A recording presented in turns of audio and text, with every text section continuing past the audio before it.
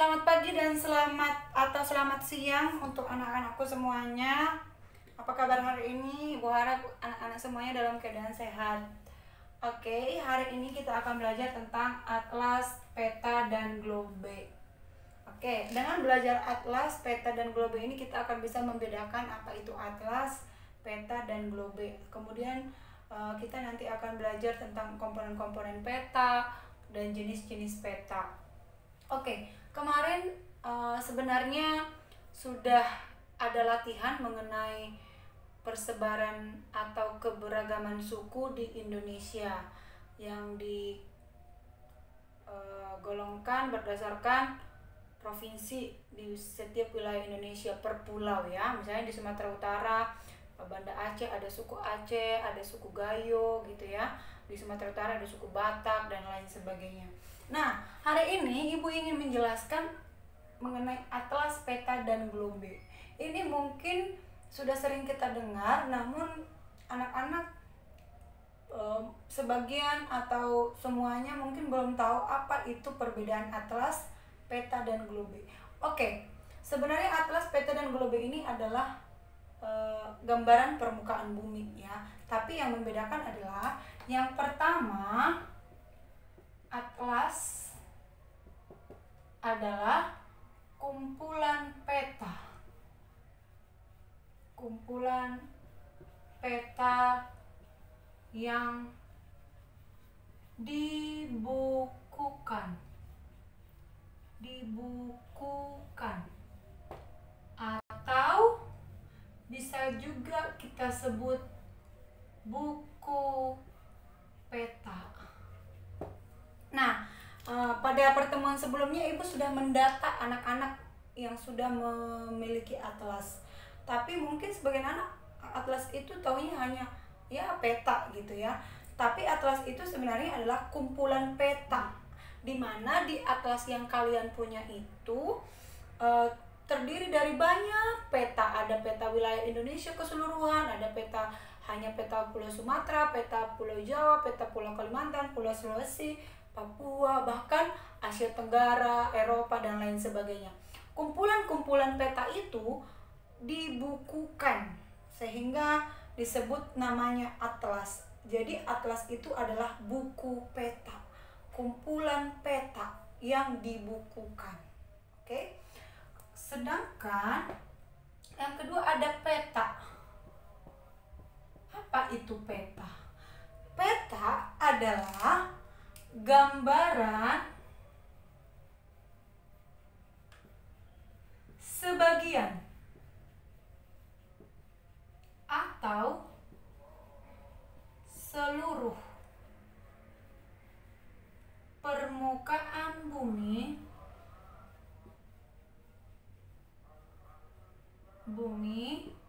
yang digambarkan pada bidang datar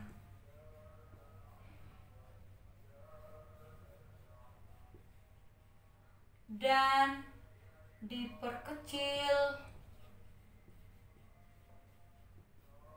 dengan menggunakan skala.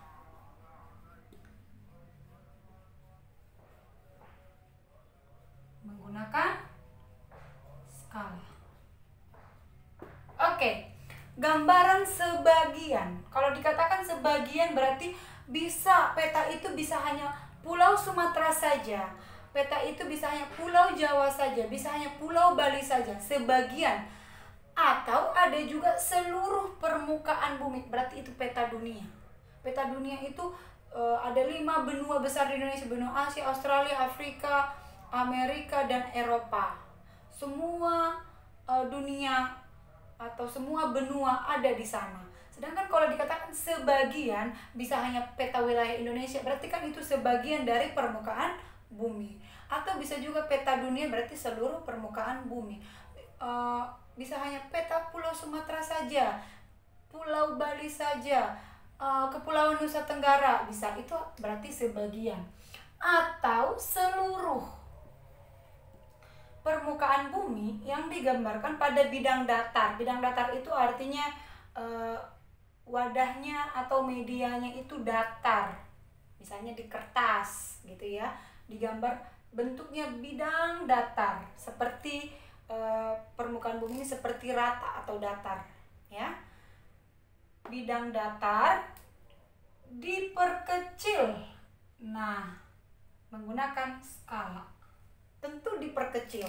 Coba bayangkan apabila tidak ada skala, bisakah dunia ini digambarkan pada bidang datar? Tentu tidak muat ya.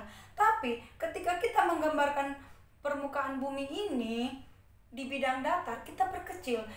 Nanti akan kita bahas di skala ya, bisa diperkecil. Oke, mungkin bisa mau dibikin sebesar ini, oke, skalanya akan lebih kecil. Kalau mau dibikin peta hanya segini luasnya, misalnya peta Pulau Sumatera, pasti skalanya lebih besar. Nanti akan kita bahas di komponen-komponen peta ya. Jadi peta adalah gambaran sebagian atau seluruh permukaan bumi yang digambarkan pada bidang datar dan diperkecil dengan menggunakan skala. Lalu yang ketiga ada globe. Globe adalah gambaran permukaan bumi. Ini hanya gambaran ya nak, dalam bentuk bola ya. Kalau kalian pernah melihat globe atau gambaran permukaan bumi dalam bentuk bola, mungkin kalian sudah mengenalnya, tapi sebagian mungkin tidak tahu. Di sini ibu akan kasih tunjuk globe ya, gambar globe. Sebenarnya kalau di sekolah mungkin kita bisa langsung melihatnya ya, karena di sekolah kita punya globe ya. Nah, seperti ini nak. Seperti ini adalah globe ya. Ini adalah globe. Lalu atlas. Kalau atlas tadi kalian sudah punya, adalah buku peta.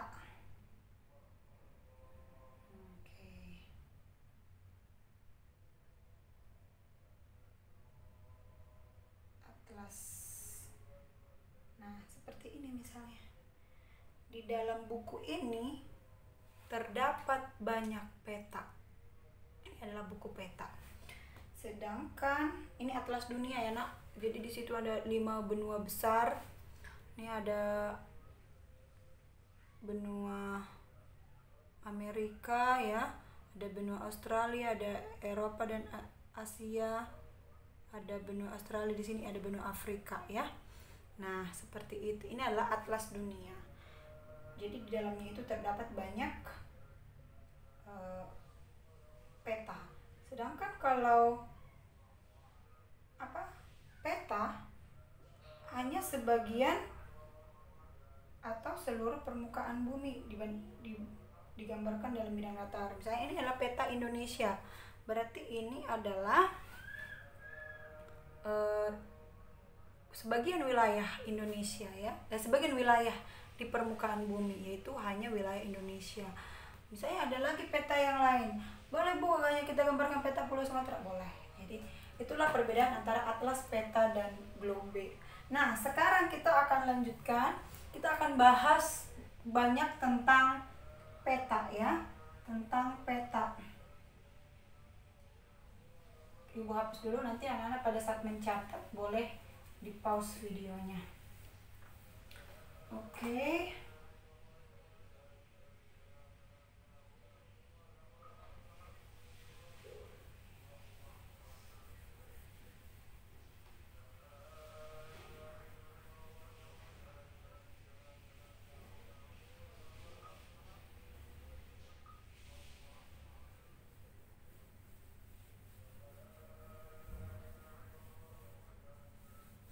Oke, yang ini akan kita bahas peta ya.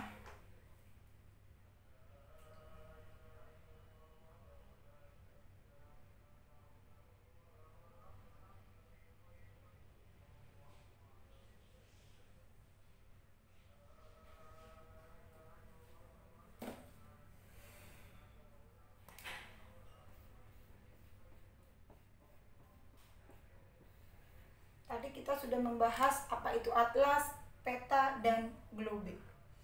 Hari ini sekarang kita akan fokus untuk peta. Tadi apa itu peta? Peta adalah gambaran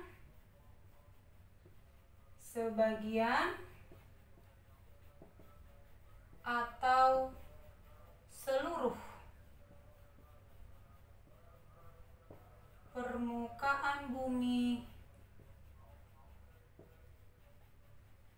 yang digambarkan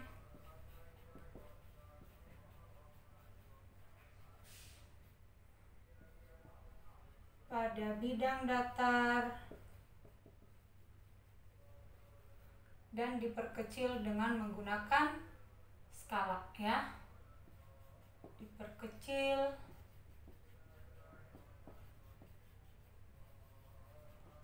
menggunakan skala.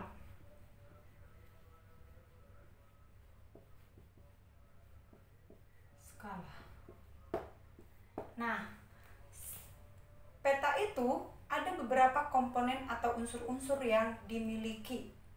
Jadi peta yang baik itu harus mengandung unsur-unsur atau komponen-komponen berikut. Komponen peta. Seperti halnya kita belajar cover buku atau sampul buku, harus ada judul, harus ada visual atau gambar, ada subjudul, ada penerbit, ada sinopsis. Itu adalah unsur-unsur sampul buku. Nah, peta juga demikian, ada komponen-komponennya.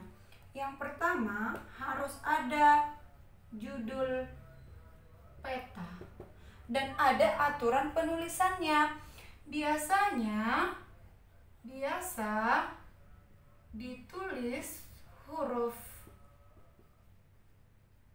kapital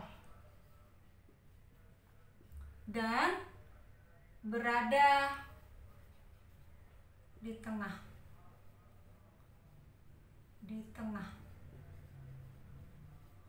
Nah, ibaratnya gini, ini kertas. Kita bikinlah judulnya peta, ini berada di tengah, huruf kapital gitu ya. Dan hurufnya itu biasanya lebih besar supaya bisa dibaca, ya. Berada di tengah. Ditulis huruf kapital biasanya berada di tengah. Untuk letaknya ini boleh di tengah, sebenarnya boleh di sisi kiri, boleh di sisi kanan, namun pada umumnya dia ditulis di tengah-tengah. Yang kedua, ada petunjuk arah. Petunjuk arah ini atau arah mata angin. Arah mata angin. Petunjuk arah atau arah mata angin di peta itu pada umumnya digambar seperti ini. Tanda panah ke atas, ditulis U. Oke, kalau anak-anak yang punya peta atau atlas di rumah boleh dilihat ya. Ditulis seperti ini, yang artinya menunjukkan ke arah sini, ke arah atas adalah utara. Otomatis kalau di sini utara, di bawah sini adalah selatan, di kanan ini adalah timur, di kiri adalah barat. Namun kadang-kadang ada juga yang komplit, dibikin 8 arah. Anak-anak pasti sudah tahu kan arah mata angin? Yuk, boleh dinyanyikan sama-sama ya. Timur, tenggara, selatan, barat, daya, barat, barat, laut, utara, timur, laut. Ya, timur, tenggara, selatan, barat, daya, barat, barat, laut, utara, timur, laut. Jadi arah utara itu selalu berlawanan dengan selatan. Jadi kalau utaranya ke atas, berarti selatannya di bawah, ya. Lalu di sebelah kanan itu timur, lawannya itu barat, ya. Jadi biar gampang. Inilah 4 arah mata angin yang utama, ya. Utara, selatan, barat,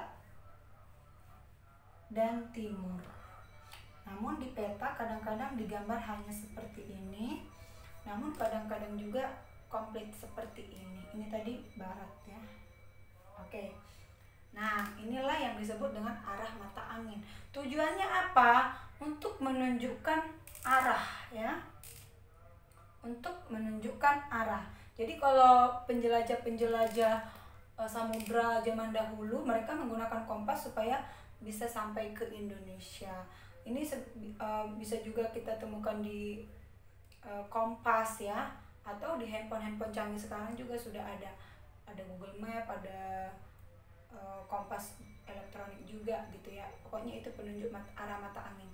Jadi dengan menunjuk arah mata angin ini kita akan bisa sampai ke lokasi yang mau kita tuju. Itu manfaat petunjuk arah atau arah mata angin. Seperti itu anak-anak. Paham sampai di sini? Boleh sambil dilihat petanya ya, atau atlas yang dipunya di rumah ya. Sekarang kita lanjutkan ke komponen yang ketiga. Apalagi komponen yang ketiga? Komponen yang ketiga adalah legenda. Nanti Ibu akan tunjukkan contohnya ya. Legenda ini adalah keterangan simbol. Boleh kalian lihat juga di atlas atau peta yang kalian miliki, keterangan dari simbol-simbol di peta. Contoh, biasanya yang warna orange kecoklatan itu adalah dataran tinggi. Boleh kalian lihat di sini biasanya dibikin warna orange, tapi ini Ibu hanya punya warna hitam, jadi kalian sesuaikan aja ya. Warna hijau muda itu adalah dataran yang lebih tinggi dari dataran rendah, gitu ya. Dikasih warna-warni ya. Atau misalnya kalau ada segitiga warna merah, segitiganya warna merah, itu gunung api aktif, berarti sewaktu-waktu masih bisa meletus.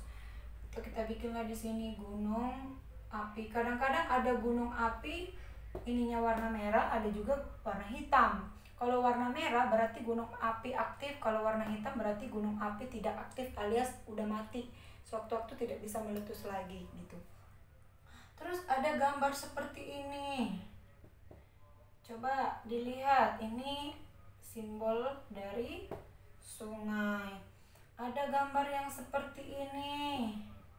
Ini adalah simbol apa nak? Danau, dan masih banyak lagi. Kalau misalnya ada segi 4 titik merah di tengah bulat kayak gini. Coba nanti anak-anak cari ya. Ada yang hanya bulat merah seperti ini. Ibu kota apa gitu ya. Ada yang batas-batas warna merah seperti ini, simbol apa, boleh anak-anak cari nanti. Ini simbol. Nah, yang ini adalah legenda, keterangannya. Kalau yang begini gunung api, ada gunung api aktif, ada gunung api tidak aktif. Lanjut dengan komponen berikutnya. Nanti untuk yang legenda ini boleh anak-anak melihat di buku peta atau di atlas kalian ada itu. Kalau nggak di lembar depan, pasti di bawah-bawah petanya ada. Tapi biasanya sih kalau atlas ada di lembar depan. Entah lembar kedua, lembar ketiga, atau silakan dibuka saja. Yang keempat ada skala peta. Ini yang tadi kita bahas. Skala peta adalah perbandingan jarak sebenarnya, jarak di peta atau denah dengan jarak sebenarnya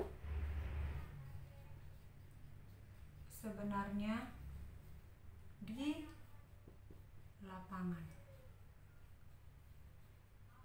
Oke, kalau dikatakan perbandingan jarak di peta atau denah, nanti ada lagi denah. Denah itu digunakan untuk menggambarkan lokasi yang lebih sempit. Kalau peta lebih luas, kalau denah itu lebih sempit. Misalnya kita bisa gambar denah rumah atau denah sekolah, itu kan wilayah yang sempit ya. Atau denah kelurahan gitu ya, denah RT boleh. Tapi kalau untuk denah Indonesia nggak mungkin karena itu terlalu luas ya. Oke, dengan jarak sebenarnya di lapangan, kalau dibilang di lapangan nyata gitu. Contoh, biasanya ini kalian lihat skala, coba diperhatikan atlas atau petanya. Skala 1:1 juta misal. 1 juta nolnya ada 6. Gak usah pakai koma ya, bukan seperti uang, pakai koma rupiah gitu enggak ya. 1 juta, 1 banding, ini pecahan nih ya, 1 juta. Artinya, ini ya, kadang-kadang anak-anak nih agak susah nih memahami. Ini satuan skala itu adalah satuan skala menggunakan sentimeter ya. Artinya 1 sentimeter jarak di peta atau denah adalah 1 cm jarak di peta atau denah berarti 1 juta sentimeter jarak sebenarnya. Bayangkan jarak sebenarnya.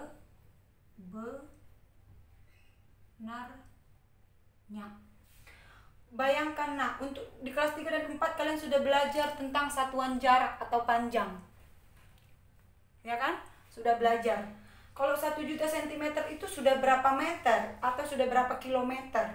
Berarti kalau 1 juta sentimeter ini sudah 1 kilometer. Jadi digambar hanya 1 senti, padahal sebenarnya nyatanya di lapangan ini sudah 1 kilometer. Hanya diperkecil. Coba bayangkan kalau misalnya nyata 1 juta sentimeter digambar, apa ada kertas 1 juta sentimeter? Tidak kan? Oleh karena itu 1 sentimeter di peta artinya 1 juta sentimeter sebenarnya. Atau kalau dibikin kesatuan yang lebih besar sudah 1 kilometer ya jaraknya. Bayangkan saja misalnya jarak dari Jakarta Utara ke Jakarta Selatan, kalau misalnya kita gambar 1 kilometer di peta itu hanya segini gitu, diperkecil ya supaya bisa digambar dalam bidang datar gitu. Nah, tapi setiap peta itu pasti memiliki skala yang berbeda-beda. Ingat ya, ingat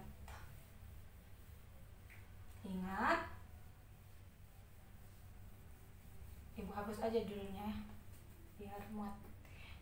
Mengenai skala peta, ingat nih, semakin besar skala peta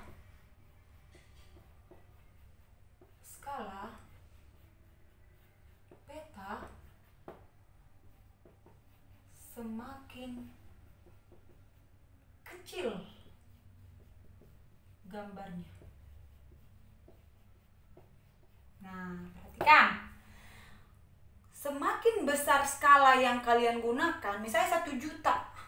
1 juta kan besar ya. Terus kalian gambar lagi peta tersebut dengan 1:1000.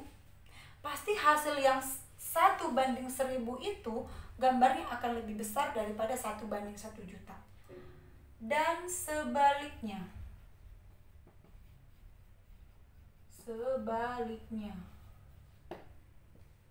Semakin kecil skala peta atau denah, maka gambarnya akan semakin besar. Besar berarti informasi-informasi yang ditampilkan di peta itu pun akan semakin detail, ya. Kalau di sini, kalau di sini, ya.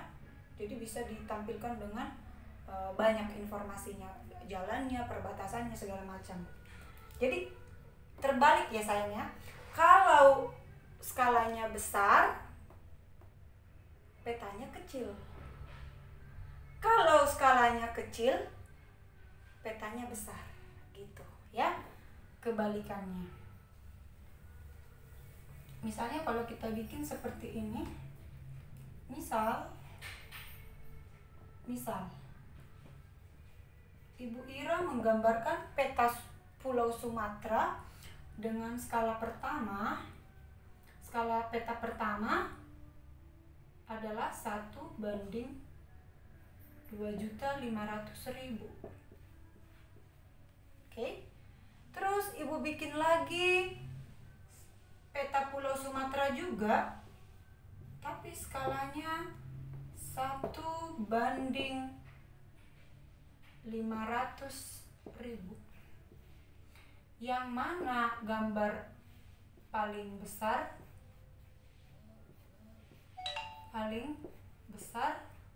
Ayo. Skala ini sama-sama Pulau Sumatera, ya. Ibu gambarkan 1:2.500.000. Ingat, berarti skalanya lebih apa? Terus Ibu gambar lagi peta kedua, tapi skalanya hanya 1:500.000. Berarti skalanya lebih apa?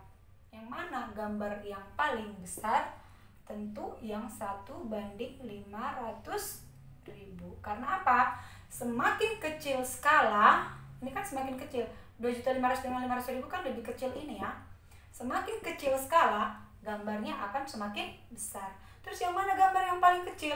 Tentu yang skala 1:2.500.000. Kenapa? Karena semakin besar skala peta, semakin kecil gambarnya. Ya. Jadi informasinya pun lebih sedikit. Ya, oke. Sekarang kita lanjutkan di komponen yang berikutnya.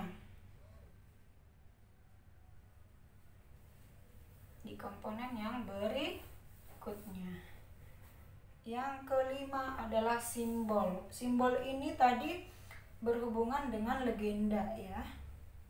Legenda. Simbol itu berarti simbol dari keterangan. Yang kelima adalah simbol. Yaitu tadi ada simbol warna, ada simbol garis, ada simbol batang gitu ya. Jadi misalnya tadi yang segitiga itu, ini adalah simbol. Legendanya apa? Gunung api. Tapi ada yang kalau merah gunung api aktif, kalau hitam gunung api tidak aktif atau mati. Kalau kayak gini tadi apa? Sungai. Ini simbol, ini legenda. Oke? Kalau kayak gini tadi adalah danau dan lain-lain. Jadi simbol itu berhubungan dengan legenda juga ya. Seirama atau berhubungan ya.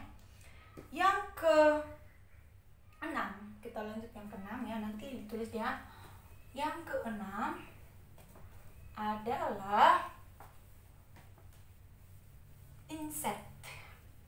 Inset ini sebenarnya ada peta yang memilikinya, ada yang tidak. Namun peta yang sebenarnya harus memiliki inset. Apa itu inset? Inset peta adalah posisi wilayah yang digambarkan,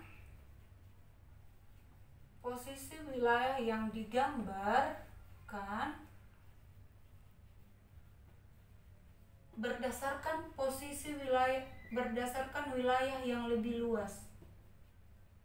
Coba dicek dulu peta kalian, ada nggak insetnya? Contoh seperti ini nak. Contoh, Ibu Ira menggambar peta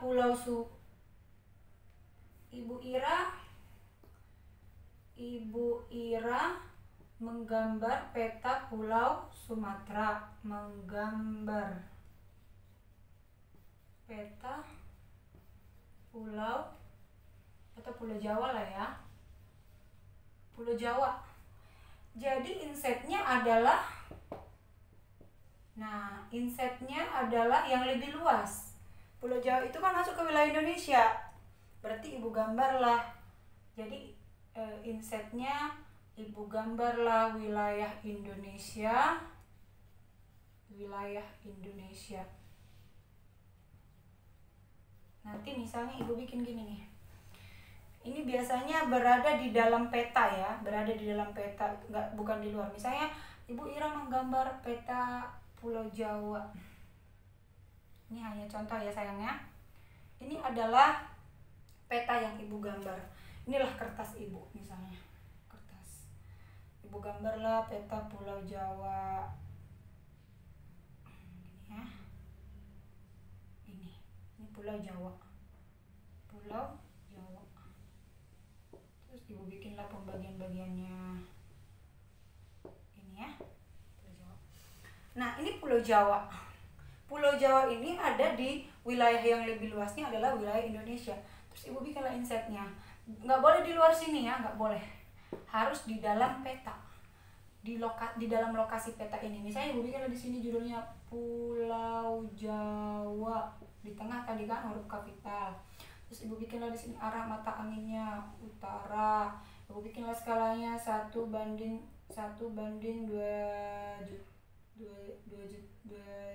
2.500 misalnya lah ya, atau 2.525.000, 1:25.000. Terus ibu bikinlah Pulau Jawa. Terus di sini ibu bikinlah inset. Nah di sini set peta wilayah Indonesia. Ibu bikin Pulau Sumatera, terus ibu bikin Pulau Jawa, terus ibu bikin Pulau Kalimantan, terus Sulawesi kayak huruf K ya. Terus di sini Papua. Nah ini ya, ini anggap aja bagus ya sayang ya, karena kecil. Di sini nanti Pulau Jawa ini ibu bikinlah warna merah, menandakan bahwa ini loh lokasi yang saya gambar di wilayah Indonesia ini loh gitu. Jadi posisi wilayah yang digambar berdasarkan wilayah yang lebih luas. Kalau ibu menggambarnya Pulau Sumatera berarti ini yang ibu tandai gitu. Itu namanya inset. Sekarang nomor 7.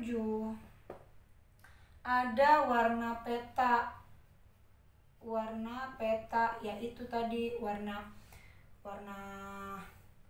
hijau tua, itu berarti dataran rendah. Contoh ini warna hijau tua. Hijau tua, dataran rendah. Ini kan dataran rendah, kurang dari 200 meter DPL.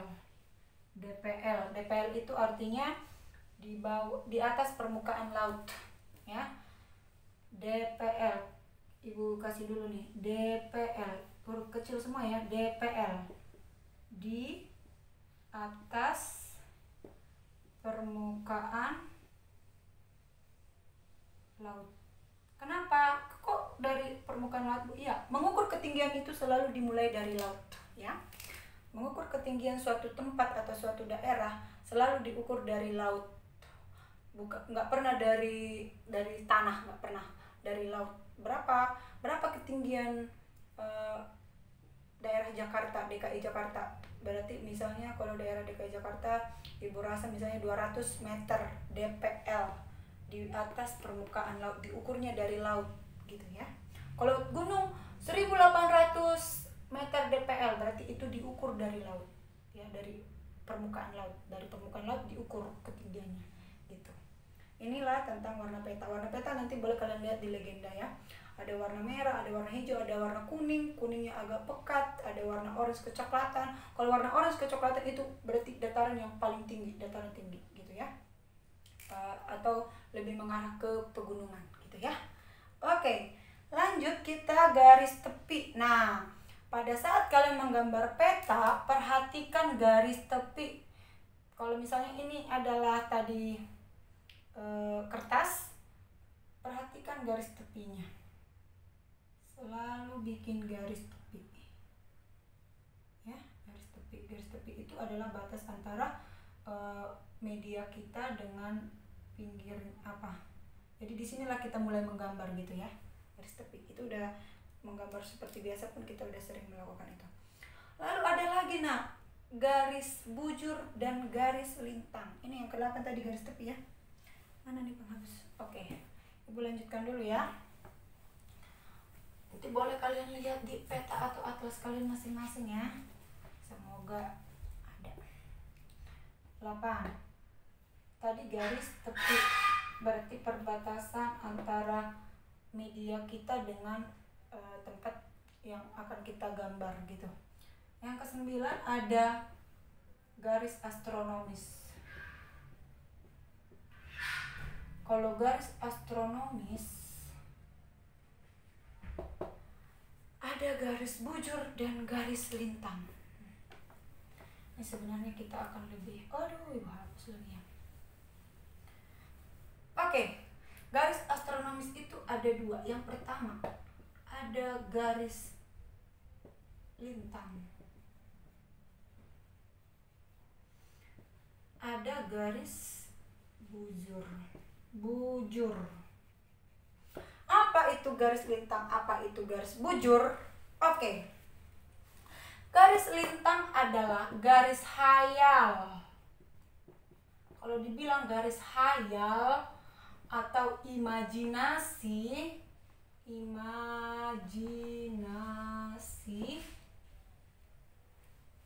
kalau dibilang garis hayal atau imajinasi, berarti ini sebenarnya hanya hayalan, tidak benar-benar ada di bumi ini, hanya hayalan. Jadi jangan kalian cari ya garis lintang di mana, jangan dicari. Garis imajinasi yang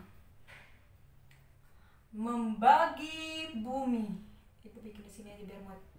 Membagi bumi menjadi 2 bagian.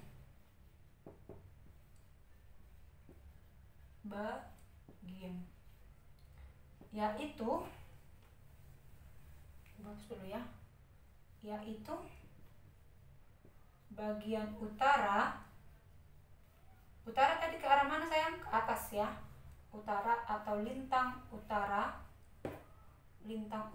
atau LU ya. Lintang utara atau LU, disingkat LU, dan bagian selatan, wilayah bumi bagian selatan atau lintang selatan atau LS ya. Jadi makanya nanti ada kutub utara, kutub selatan, itu dibagi dari garis khatulistiwa. Ada nanti garis khatulistiwa lagi ya. Lalu B, ada garis bujur. Apa itu garis bujur? Garis bujur adalah garis hayal juga. Garis hayal atau imajinasi yang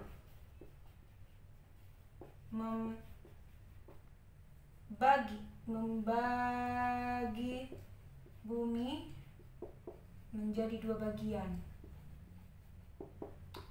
2 bagian. Yaitu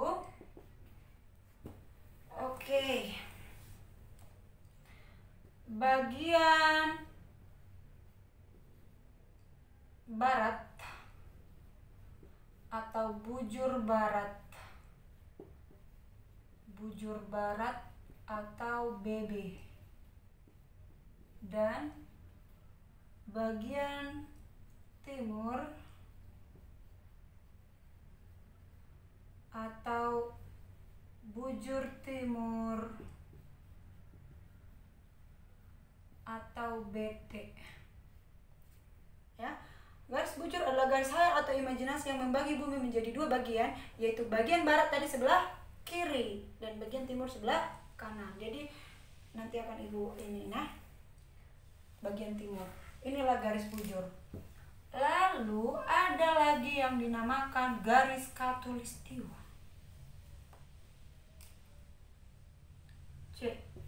garis khatulistiwa. Kalau kalian perhatikan di peta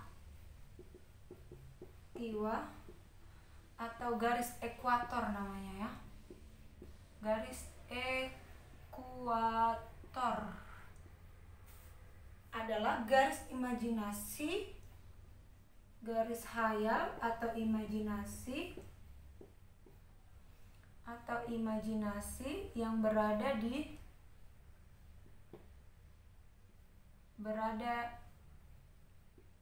0 derajat. Ini namanya garis khatulistiwa. Jadi Indonesia itu berada di dekat garis khatulistiwa. Oke, nanti akan berhubungan lagi dengan letak astronomis dan letak geografis yang sudah kita bahas di pertemuan sebelumnya. Inilah komponen-komponen. Oke, yang terakhir, ada yang terakhir lagi, yang ke-10. Ada komponen yang ke-10, nama, tempat, maaf, ada nama, sumber, dan tahun pembuatan peta. Nanti biasanya di paling bawah peta ada nama yang membuat. Misalnya Ibu Ira yang bikin petanya, Ibu Iraningsi Munte. Sumbernya dari mana? Ibu ambil dari Atlas tahun 2006 misalnya. Tahun pembuatannya kapan? Berarti Ibu bikin tahun ini, berarti Ibu bikin tahun 2020 gitu. Jadi supaya jelas siapa yang membuat, sumbernya dari mana, tahun pembuatannya kapan. Supaya suatu waktu ketika ada informasi yang salah, oh yang membuat ini, oh ya saya ambil dari ini gitu. Jadi jelas ya. Inilah mengenai komponen-komponen peta. Oke, Ibu akan membahas sekilas lagi tentang garis lintang dan garis bujur dan garis khatulistiwa. Coba ya. Misalnya tadi Ibu gambarlah peta wilayah Indonesia. Ya. Kalian boleh lihat sambil dilihat di atlasnya, buka buku, buka petanya, peta wilayah Indonesia. Misalnya ini. Inilah kertas yang Ibu pakai untuk menggambar. Oke, ini kertas gambar. Jangan lupa tadi bikin apa? Garis tepi. Oke, bikin garis tepi. Jadi kita bikin batas dari kertas paling pinggir ke lokasi kita menggambar. Oke, nih garis tepi. Terus pakai judul peta. Bikin. Ibu akan menggambar wilayah Indonesia. Wilayah. Penulisannya huruf kapital lalu berada di tengah. Wilayah Indonesia. Bu, harus perlu peta wilayah Indonesia. Petanya nggak usah, langsung aja wilayahnya. Sudah tahu orang bahwa itu adalah peta. Oke, Ibu akan menggambarkan dari Pulau Sumatera misal. Pulau Sumatera, terus ini Pulau Jawa. Nih, di sini ada Bali ya.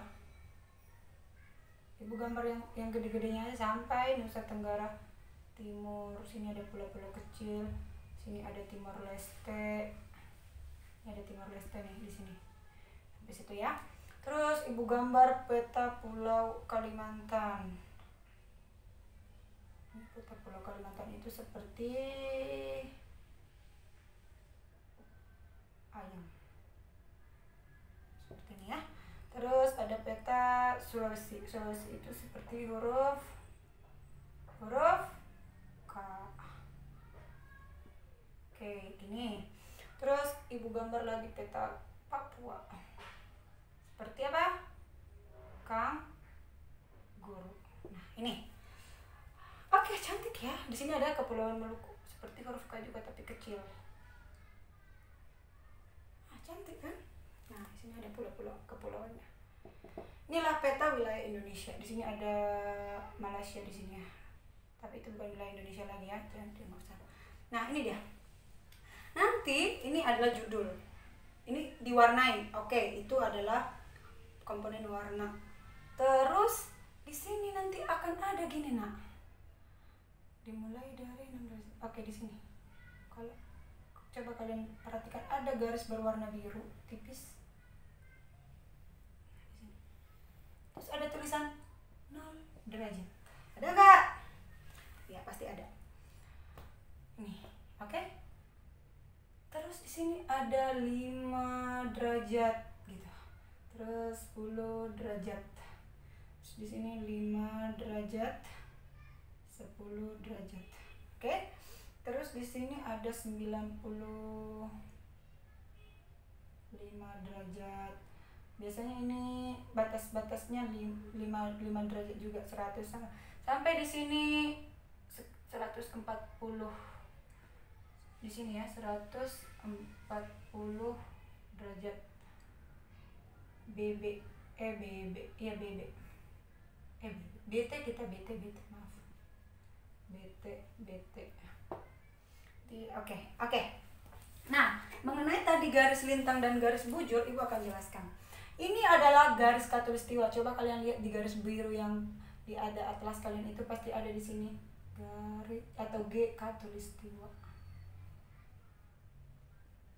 Ini juga garis imajinasi atau khayalan ya, tidak benar-benar ada di permukaan bumi. Tapi letaknya posisinya berada di 0 derajat. Dari sinilah pusat pembagian ke lintang utara atau LU dan ke lintang selatan atau LS. Inilah yang membagi. Nah, makanya letak astronomis wilayah Indonesia berada di mana? Iya, jadi kalau dibilang letak astronomis itu adalah letak wilayah Indonesia berdasarkan garis lintang dan garis bujur. Ini biasanya di sini 100 BT gitu ya. BT terus 105, 110, ini 115, pokoknya lengkap lah sampai 140 di sini. Terus ini kalau ditarik agak lewat lagi dikit gitu ya. Jadi letak astronomis tadi adalah berdasarkan garis lintang dan garis bujur. Jadi letak astronomis wilayah Indonesia berada di antara 6 derajat lintang utara sampai 6 derajat lintang utara berarti dimulai dari sini nih nak. Ini kan 5 nih, masih lewat ke atas berarti perkiraannya di sini 6 gitu ya. Sampai ini kurang turun ya. Tapi diperhatikan aja ini karena ini hanya contoh aja ya sayangnya. Jadi harap maklum aja. Misalnya Ibu bikin di sini. Ini diturunkan lagi ya. Turunkan lagi. Terus di sini ada balik. Sini ya. Oke, ini ya. Nih, pokoknya kita ini sampai ini kan 10 nih, lewat lagi ke bawah 11 derajat lintang selatan. Jadi dari sini 6 ke atas sampai 11 ke bawah. Ini kan kalau diperkirakan 11. Jadi inilah batas wilayah Indonesia mulai dari utara ke selatan. Dan ini berdasarkan garis bujur 95 derajat bujur timur, karena kita berada di wilayah Indonesia bagian timur, bukan di belahan bumi bagian barat, jadi kita menggunakan bujur timur sampai 104. Ini kan masih 140 nih, masih lewat, jadi 141 derajat bujur timur. Boleh kalian lihat di peta atau atlas kalian. Inilah letak astronomis wilayah Indonesia ya. Sedangkan letak geografisnya sudah kita bahas di pertemuan sebelumnya, bahwa wilayah Indonesia berada di antara dua benua, yaitu benua Asia dan benua Australia, serta dua samudra, yaitu Samudra Pasifik dan Samudra Hindia. Kalau dikatakan letak geografis itu berarti posisi wilayah berdasarkan wilayah yang lain. Di sebelah utara kita ada benua Asia, di sebelah selatan kita benua Australia. Di sini kalau kita gambarkan dia di sini Australia, di sini ada benua Asia ya, di sini. Seperti inilah kira-kira ya. Nih ada benua Asia, tapi ini bukan wilayah kita lagi. Sini Australia sebelah utara, atau ini jadi cross nanti dia jadi strategis. Terus di sini ada Samudra Pasifik. Samudra Pasifik. Sini ada Samudra Hindia. Samudra Hindia. Jadi letak astronomis berdasarkan garis lintang dan garis bujur, sedangkan letak geografis berdasarkan posisinya berdasarkan wilayah yang lain. Diapit oleh dua benua Asia Australia dan dua samudra Pasifik dan Samudra Hindia. Gitu dia. Nah, itu aja mengenai peta, atlas dan globe. Semoga anak-anak semakin memahami dan tahu dan ingat komponen-komponen peta itu. Suatu saat nanti kita akan menggambar peta wilayah Indonesia beserta semua komponennya, termasuk garis lintang dan garis bujurnya. Nanti akan ada saatnya Ibu akan kasih tugas kalian untuk menggambar itu. Oke, sekian pembelajaran untuk hari ini. Semoga dipahami, semoga ilmunya bermanfaat dan diulang-ulang terus. Terima kasih atas perhatiannya. Selamat. Oh ya, mohon maaf apabila ada yang kurang berkenan, atau yang kurang jelas, atau mungkin ada kekeliruan. Boleh silakan dimaafkan ya. Terima kasih. Selamat pagi atau selamat siang anak-anak semuanya.